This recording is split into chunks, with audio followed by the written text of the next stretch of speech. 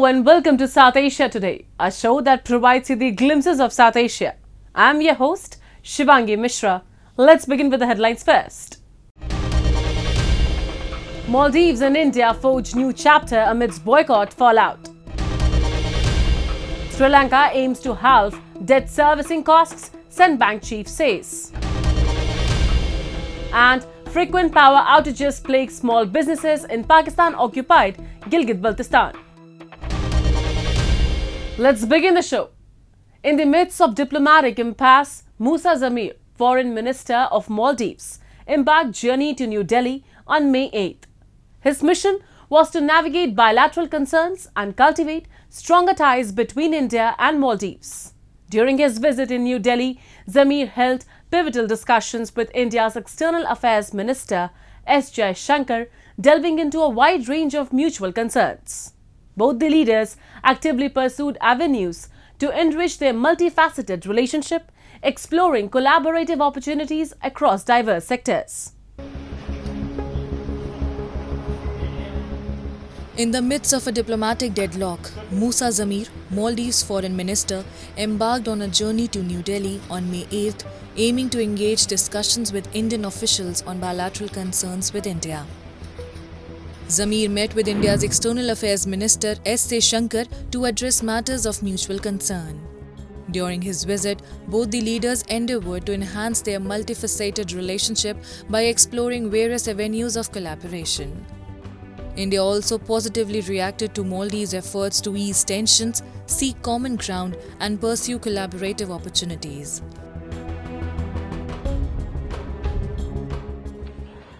Excellency, the world is today passing through a volatile and uncertain period. In such times, as we saw during COVID, during natural disasters and economic difficulties, close partnerships with neighbors are of great value. So today we will be reviewing the various dimensions of our ties. It is in our common interest that we reach an understanding of how best we take our relationship forward.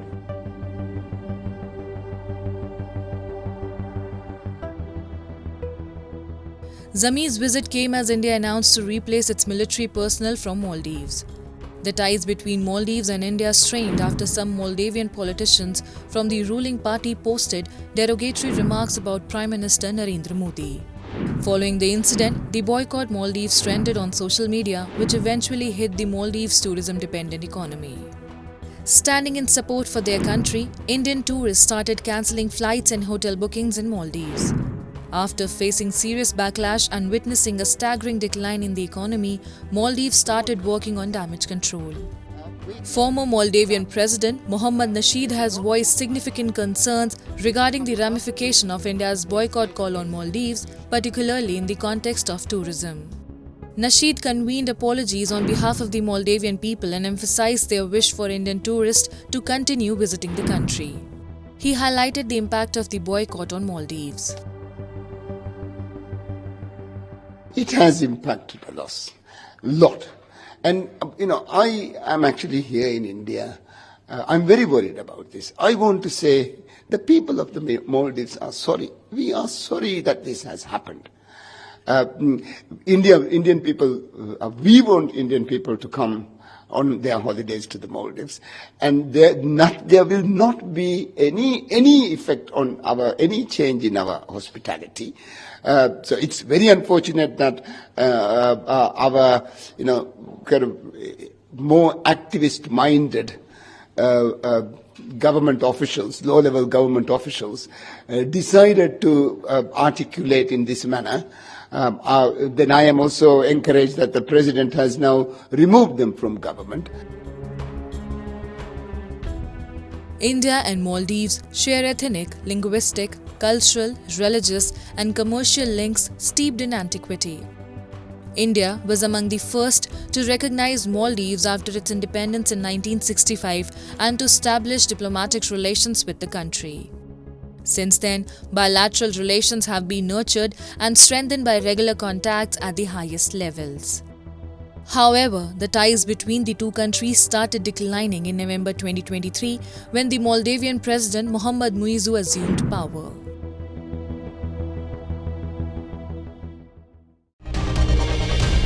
Despite facing significant economic challenges like high debt levels, foreign exchange shortages, and the impacts during COVID-19 pandemic, recent data suggests that Sri Lanka is experiencing a robust turnaround.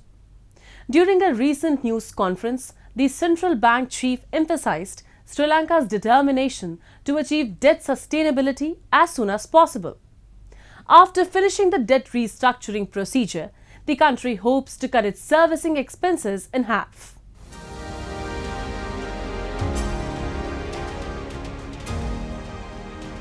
Sri Lanka has been dealing with economic challenges such as high debt levels and foreign exchange shortages from last many years. However, recent data indicates that a strong turnaround is occurring in the island nation. While addressing a news conference, Central Bank Chief Nandalal Veerasinghe said that Sri Lanka is committed to achieving debt sustainability at the earliest and aims to halve the servicing costs once it completes the debt restructuring process. Cash-strapped Sri Lanka rejected international bondholders' proposal in April to restructure more than $12 billion in debt, putting at risk critical International Monetary Fund support and delaying its efforts to resolve a 2-year-long debt crisis.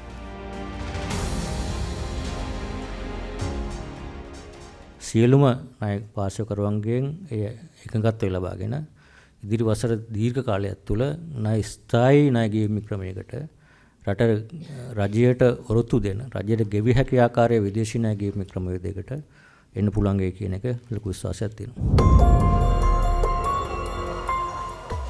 The economic crisis in early 2022 left Sri Lankans with acute food crisis, medical, gasoline and electricity shortages, sparking widespread protests that ultimately led to the ouster of the then President Gotabaya Rajapaksa.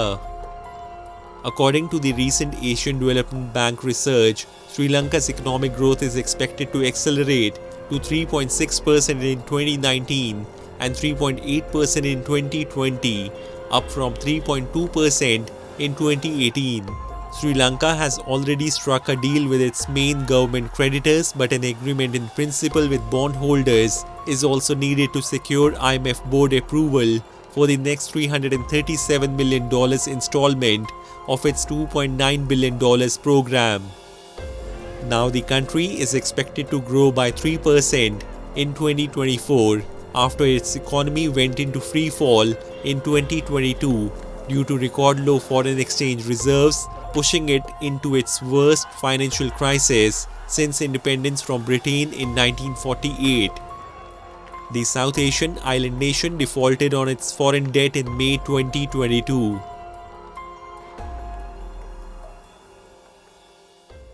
ණය ප්‍රතිශත කරන්න කලින් 9%කට වැඩිය තිබිච්ච දළදේශීය නිෂ්පාදනයෙන් විදේශ විනිමය ණය මම හිතන්නේ 9.2ක් වගේ ප්‍රමාණයක් තමයි තිබුණේ. ඒතකොට ඒක තමයි ණය ප්‍රතිශතකරණ එක තුලින් 4.5 පල්ලෙහා මට්ටමකට තියාගන්න ඒ සාකච්ඡා කරන්නේ. Indeed, the evidence of recovery can be seen across a variety of sectors including tourism industry, which was severely impacted by the pandemic and is slowly rebounding as international travel restrictions ease. Despite these hurdles, many are cautiously optimistic about Sri Lanka's economic prospects.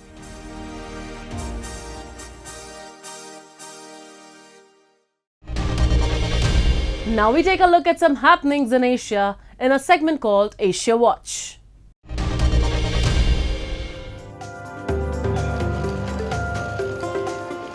Japan's foreign minister Yoko Kamikawa was greeted by her Nepalese counterpart Seva Lamsal on arrival in Kathmandu last week. Kamikawa was also seen touring Kathmandu's sacred UNESCO sites and greeting people at Darbar Square. She was scheduled to meet with Prime Minister Pushpakamal Dehel and Deputy Prime Minister Narayan Kaji Shrestha to discuss ways to further broaden and strengthen their relationship, the Japanese Foreign Ministry said in a statement.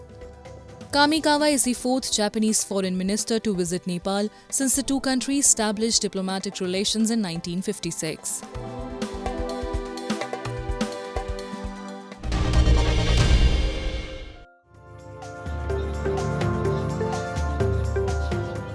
Thousands of activists from the student wing to Bangladesh ruling Awami League Party rallied in solidarity with the students on US university campuses who have been protesting the months-long war in Gaza.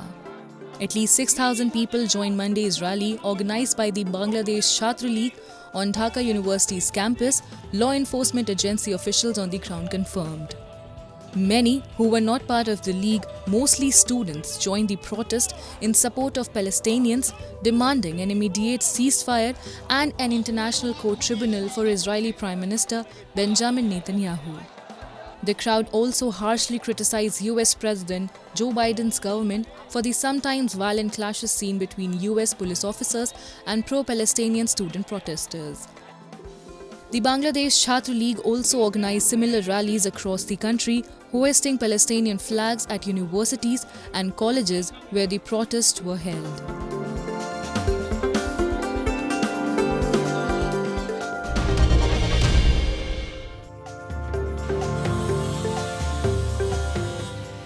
In the face of limited job opportunities, 19-year-old Suleiman Thair from Iraq's Mosul hand-built his own car and now helps his family restaurant business with deliveries.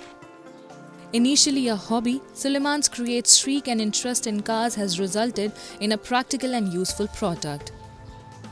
Inspired by designs in a video game and put together using metal collected from scrapyards and wood panels, Suleiman's self-designed and hand-tailored car runs on the engine of an old motorcycle. His father said his son has shown a talent for creating since a young age.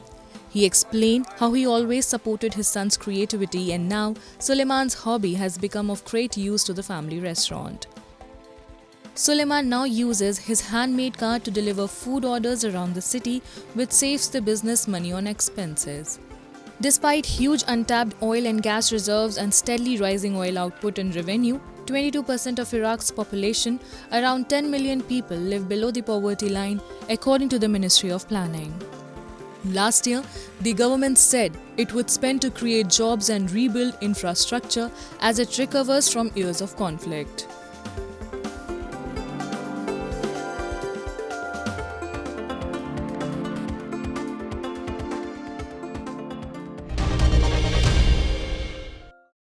Regular power outages in the illegally occupied territory of Gilgit-Baltistan have perturbed the local residents and brought the small-scale industries to a halt.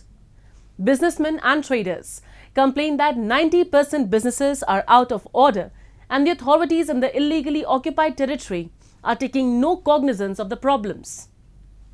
Despite years of grievances, no meaningful action has been taken by the puppet administration of Pakistan to address the public concerns. We have a report.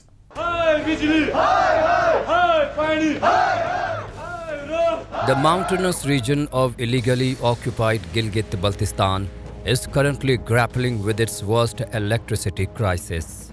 Load shedding lasting up to 23 hours a day has severely impacted daily livelihoods and forced many small power-dependent industries to a standstill. While this issue is not new to the region, the current situation has surpassed the endurance level, according to the residents.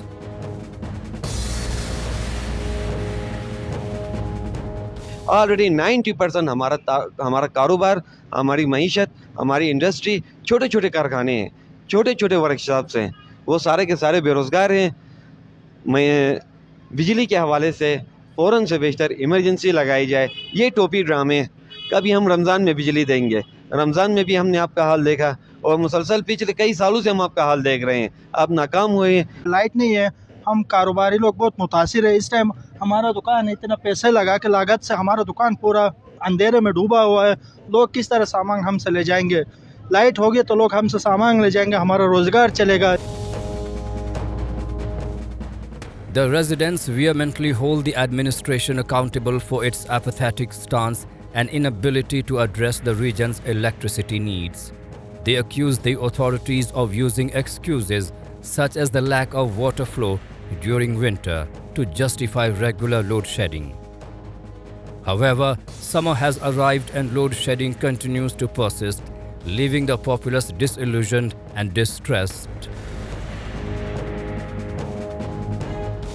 मैं खुद अभी मेरा काम है बिजली के ऊपर है, फोटोकॉपी प्रिंट वगैरह करता हूँ।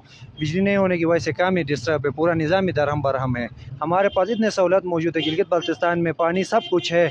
चल सर्दियों में तो उन लोगों के पास बहाना था कि मतलब लोड शेडिंग ज़्यादा होता है, ये होता है। अभी क्या मसला है, अभी तो बंदा नॉर्मल पानी से पानी भी इस्तेमाल करता है, कोई पानी भी गर्म नहीं करता, दूसरे बिजली के आलात भी इस्तेमाल नहीं करता। तो इन लोगों के लिए क्या बहाने हैं, कुछ भी नहीं। ये हुकूमत खुद नाकाम हो चुका है बिजली के हवाले से, बिजली पैदा नहीं कर सकती है। ठीक है, पैदावार इनके पास पूरा वसाइल मौजूद है, लेकिन ये लोग कुछ भी नहीं कर सकते हैं।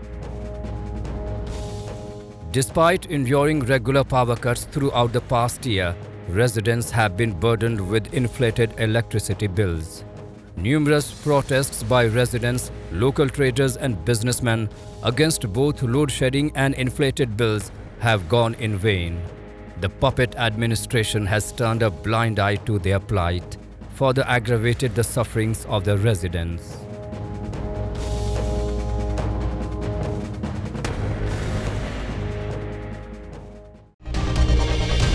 A video featuring Hurmat Irshad, a 9-year-old cricket prodigy from a small town in Sapor, North Kashmir, has taken the internet by storm. Showcasing her extraordinary batting skills, she has become the talk of the town. Inspired by cricketing stars like Mithali Raj and Sachin Tendulkar, Hurmat dreams of donning the coveted Indian cricket team jersey and surprise the world with her talent. Her skills have garnered admiration from Sachin Tendulkar himself, who promoted her video showcasing the budding talent from the Union Territory.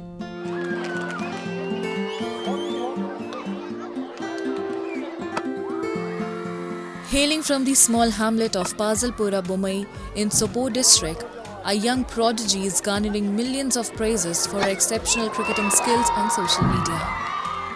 Inspired by legendary cricketers like Sachin Tendulkar and Mithali Raj, the 9-year-old Hurmat Irshad has been passionately pursuing the sport since her early days. She became an overnight sensation when the master blaster Sachin Tendulkar himself praised the budding talent from Kashmir on a social media platform. मैं बहुत खुश हूँ, उसने मुझे tweet किया और ये मैं उसको मिलना चाहती हूँ कि मगर मुझे इंडिया टीम में सिलेक्ट होना है। कब से आपने खेलना शुरू किया? बचपन से मैंने क्रिकेट शुरू किया है। किसके साथ जा रही थी? ग्रैंडफादर के साथ, गुलाम नबी भट्ट। अच्छा, अभी आप एक लड़की उस ग्राउंड में खेलती है, आपको नहीं डर लगता है कि मुझे लड़कियों के साथ ही खेलना चाहिए, वहाँ पे लड़के होते हैं? मुझे नहीं डर लगता है, मुझे क्रिकेट खेलने का बहुत शौक है, मगर वहाँ पे ये गर्ल्स नहीं खेलते हैं, मैं बॉयज़ के साथ फिर खेलती हूँ। The unflinching Hurmat has never been deterred from playing the sport with boys older than her. This might have been her grandfather, Ghulam Nabi Bhatt's encouragement and support that made her interested in the sport beyond any gender or age group. He was overwhelmed and proud of the recognition his granddaughter was receiving from none other than the master of cricket, Sachin Tendulkar. Yos be hechnavan lokti petas. Evich az 9 weri chaz az. Nima os be subah grounds maz 9 bajan tai patos nima 4 baj pat kun sham tai digar 4 baj pat kun sham tai es genda. Emis chos gai pat zin az cricket sikun gendas kun. Te genda hi cricket vichi az chaz az emis as Pazalpur team as cricket team tai tum te kar az emis support. Emis boy ak suchi genda local. Yus otur Sachin Tendulkar ko emis bapa tirta ka khushi gayo su. Te asker şükürguzar az temsin geç. The young prodigy aspires to don the coveted Indian cricket team jersey someday by following in the footsteps of the Lady Tendulkar of Indian women's cricket, Mithali Raj. She has become the talk of the town, making her parents and spectators in school and the hamlet proud and happy. Sachin साहब ने जब tweet किया था उसके बाद मैं बहुत खुश हुआ। मुझे ऐसा लगा कि जिस टाइम सचिन साहब ने ये ट्वीट किया है, मुझे ऐसा लगा है कि हमारी बेटी हिंदुस्तान में खेल रही है। उसको हो गए 2-4 साल। उस ग्रैंड फादर के साथ सुबह जाती है 8-9 बजे तक, उसके बाद स्कूल जाती है। स्कूल छुट्टी के बाद जब आती है उसके बाद उसको ग्रैंड फादर फिर आपके साथ लेता है वो 2-3 घंटे प्रैक्टिस कर रहा है। काफ़ी अरसे से ये इस ग्राउंड में खेलती थी, जो ईदगाह आलिया जंगीर का ग्राउंड है। और आज पूरे जंगीर के साथ साथ बिलखुसूस मेरे इस गांव के लोग काफ़ी खुश नज़र आ रहे हैं। स्पेशली प्राइम पब्लिक स्कूल के जो बच्चे हैं वो बधाइयाँ दे रहे हैं, मुबारकबाद पेश कर रहे हैं इसको कि इस तरह हमारे स्कूल या इस इलाके जंगीर से ये होनहार तालिबा निकली जिसने अपने इस क्रिकेट में अपना नाम कमाया, इसके साथ साथ अपने वालिदीन का नाम और अपने मुल्क हिंदुस्तान का नाम रोशन किया। Gleaming with determination and confidence, Hurmat Irshad is mesmerizing her spectators with her textbook style, pull shots and drives. Who knows, perhaps one day she will etch her name in the annals of cricketing history and bring the entire country on the edge of their seats. Now it's time for me to wrap up today's episode. We'll be back next week at the same time. This is Shivangi Mishra signing off on behalf of the entire production team of South Asia Today. Goodbye and take care.